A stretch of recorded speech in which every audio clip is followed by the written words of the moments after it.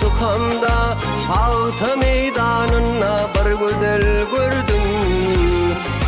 Kuvonç bilen kartalara bakanda Ağta meydanına bir güzel gördüm.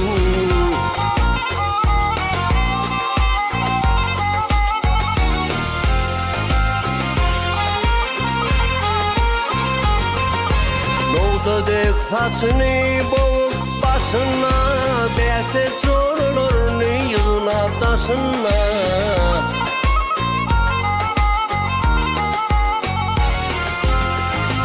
Gülmilin ağaltın salamlaşana Ağta meydanına bir güzel gördüm.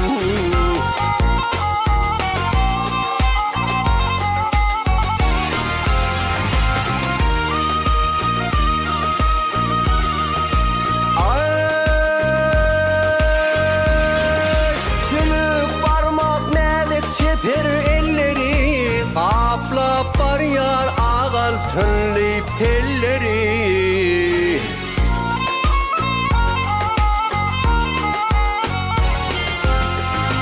Rahmet dilin güllödenir çölleri, Ağta meydanına bir güzel gördüm.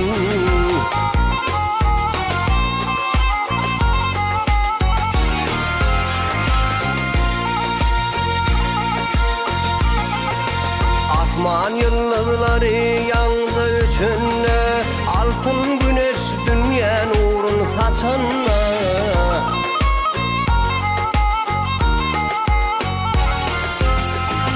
Ödüyalıken kızların içinde Ağta meydanına bir güzel gördüm. Ağta meydanına bir güzel gördüm. Ağta meydanına bir güzel